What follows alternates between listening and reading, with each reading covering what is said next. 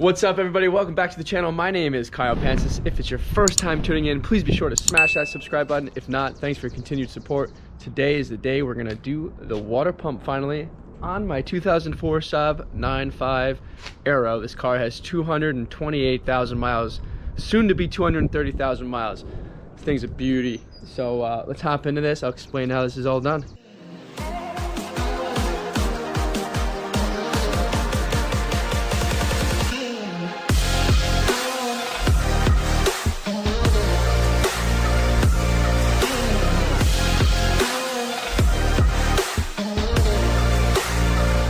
Alright, so my GoPro died, so bear with the camera angles here, but I just removed the bottom tray here, and we're going to the first thing we're going to do is just drain the radiator, and there's a plug over on the driver's side, which I can show you.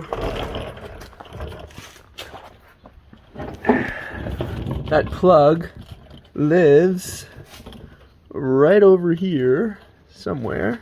Where's the radiator? Right here. See this little white plug? That's the plug. You're just gonna back it out. It's gonna piss the fluid right out of this hole here, and that's what we're gonna do first.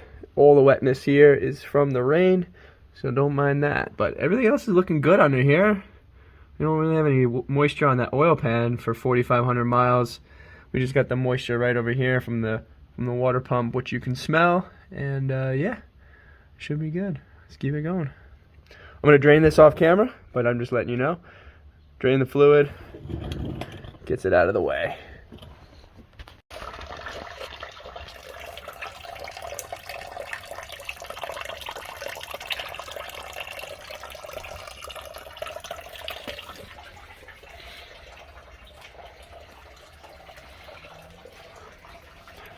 Alright, so while that's draining, I can just briefly explain what's going to happen up top here. I'm going to remove all of this stuff here, including the engine brace. So we're going to finish the drain, and then we'll make sure this is available to hoist the engine underneath.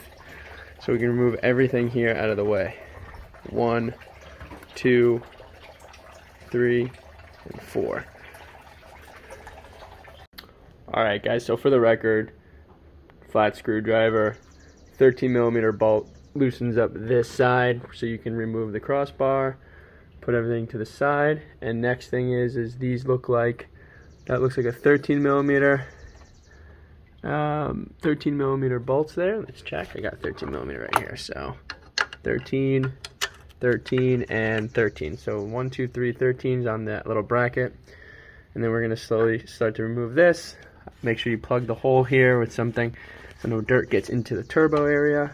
And then we're going to remove this bracket and the inlet to the turbo. This is a good opportunity to check your turbo seals to see how well it's doing or not.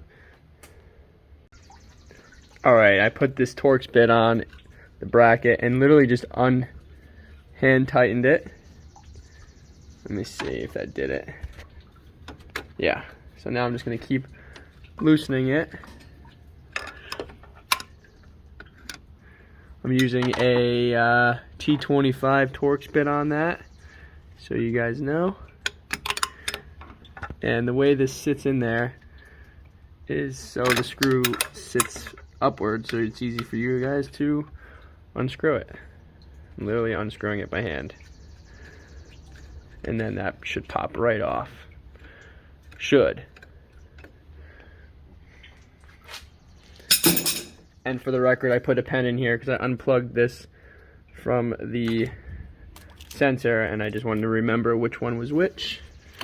So this should just pop right off. Let me give it some work. I gotta get a second hand on there, but that's where that's at. Alright guys, so once that bracket's loosened, you guys can see we have a pretty good turbo seal going on. There is a rubber seal that goes around that bottom there. Usually if the seals are going bad, you'd see oil in that tube, and thankfully there's not much. Alright boys, so I am back with the camera, and so everything's out of the way here. Next thing we're going to do is put a little block of wood between the jack and the oil pan, support the motor, and get rid of the engine hoist. And then from there, we can go ahead and I'm going to remove the power steering, out of the way and get to the water pump. Well, this thing's moving right along.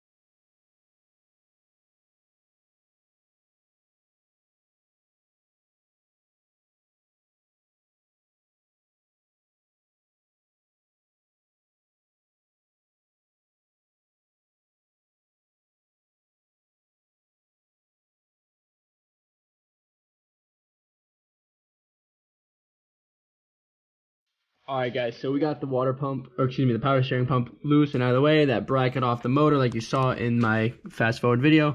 So now this goes into the block this way, and we have the upper rad hose here, which you gotta pull, and this little coolant hose here.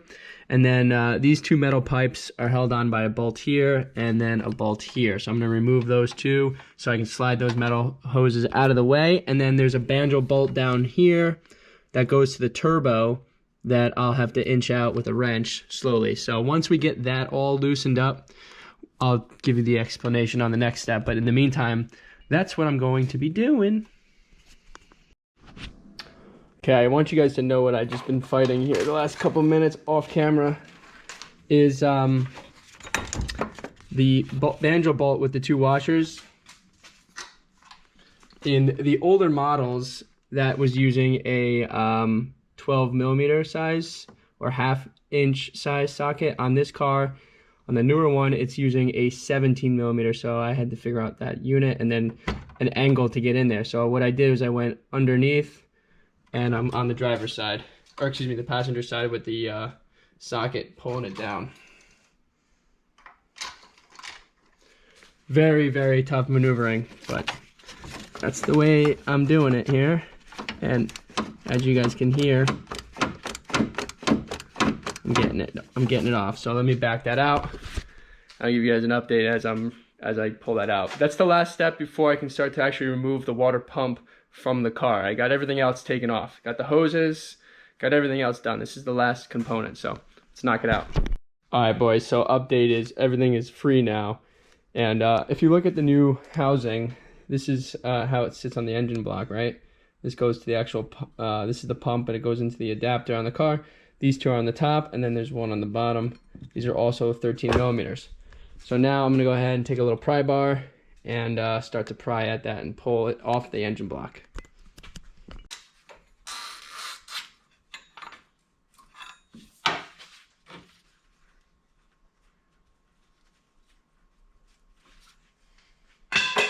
As you guys can tell, that just popped literally right off. So now I just gotta move everything out of the way and pull this out. Pretty straightforward. Just a little patience and you're good. All right, boys, so here it is. We're going to take our Torx bit now. I think it's the same T25 as the other stuff. We're gonna untorque that, so let's do that.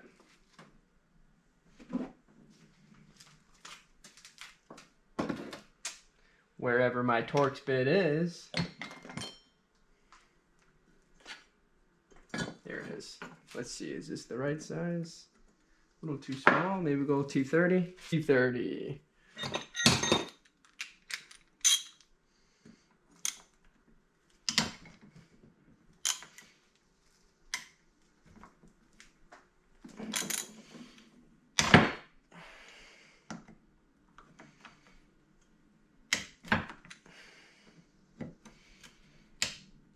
As you guys can tell, these are literally on there, like it says 7 foot-pounds of torque, so kind of just a hand tight.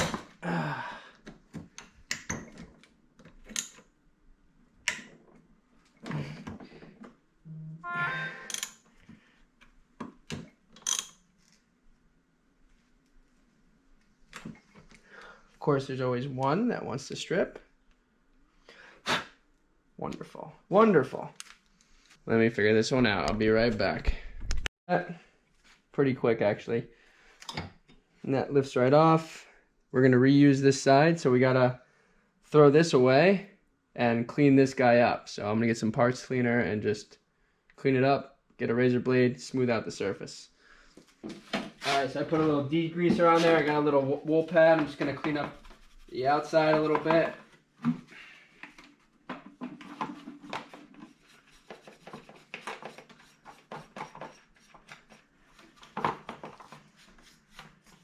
This thing nice and degreased.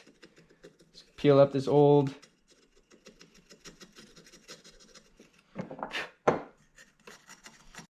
guys. I cleaned this all up. Everything is relatively nice and smooth. I also ordered new crush washers for the banjo bolts, so I'll pick those up. And in the meantime, we'll slowly put everything back where it needs to go. Let's rock it out. All right, guys. So we are back and ready to go. I gotta wait for the crush washers for this banjo bolt because you can see this one is aged a little bit. This one's probably original, so I ordered new ones.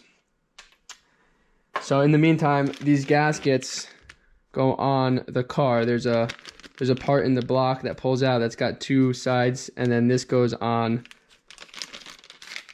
the one of the coolant lines that pops in here. So we're gonna knock that out.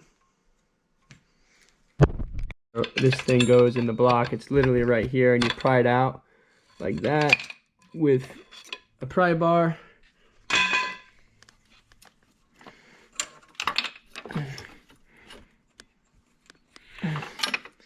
So, and this now has two seals. You can see the side that goes into the block and the side that doesn't.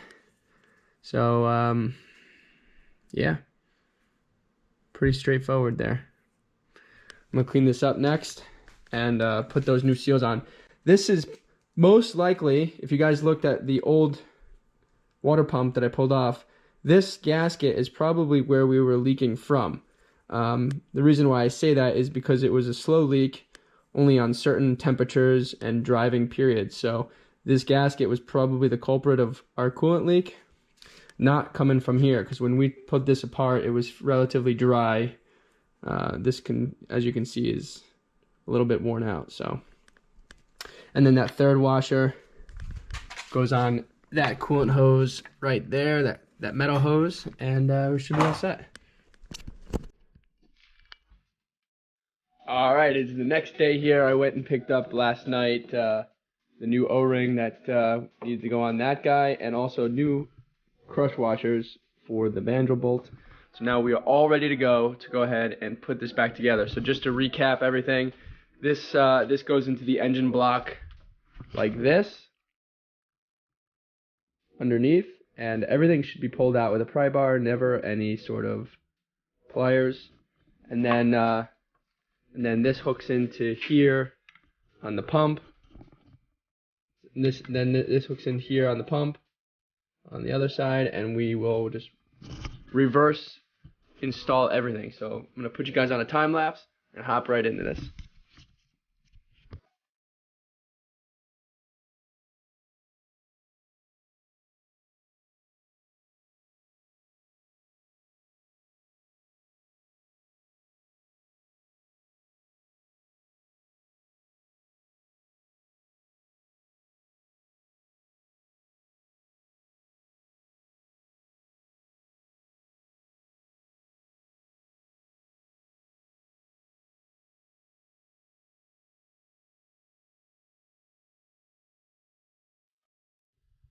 Alright guys, a little update for you is 18 foot-pounds of torque on the water pump bolts. Tighten everything else down, got the hose in. I put a little lubricant on the seals, on all the seals before inserting, because that helps it slide in.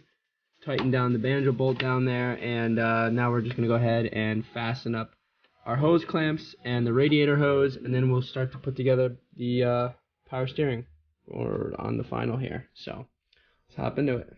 Alright boys, a little update for you since I didn't do all the filming, but pretty much the same as taking it apart. We got everything back together. I lifted the side of the car up here to secure the belt, so the serpentine belt's in place.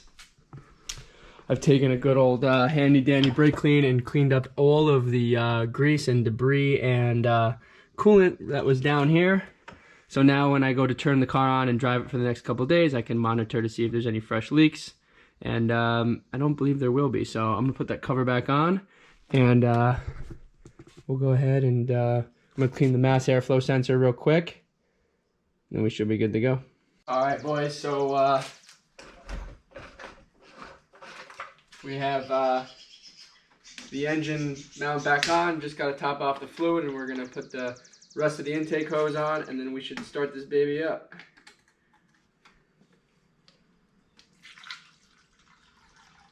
We already have a gallon in there of distilled water and coolant, and this is a gallon of already mixed coolant, so we should be good to go after this top off here. So we got fluid. Let's put that hose on and we'll fire her up.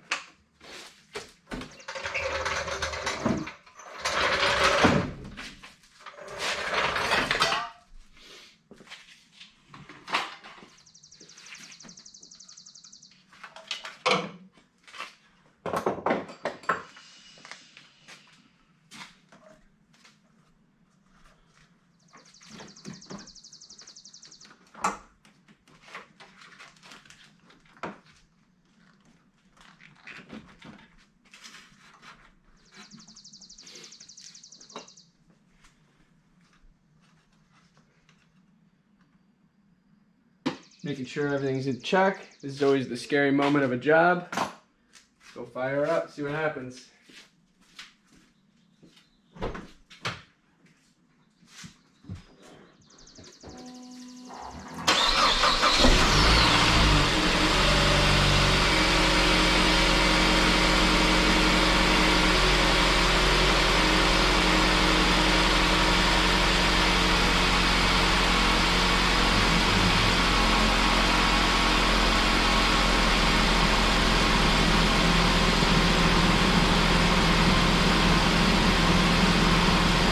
Sounding good, guys. I turned the heat all the way up,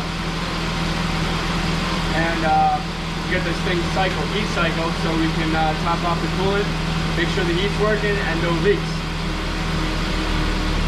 Oh yeah.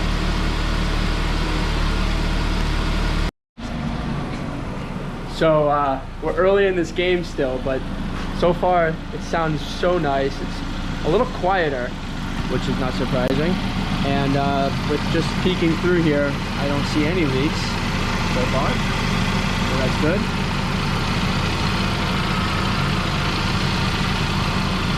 Pretty exciting stuff, guys. I think we're gonna call it a wrap. We got some heat in the car, we got heat in the engine, we burped the system, it definitely went down already once. We don't have any leaks, and the car sounds really good. If you take a peek down there where the water pump lives, you can see that we're good to go. So give this video a like, share, and subscribe. If you guys like the content, be sure to check out the other videos we've done on this car and all of the good reviews on Saab. So thanks for watching. I hope you guys enjoyed it. Please like, share, subscribe. Follow me at Pancis, and I'll see you guys in the next video.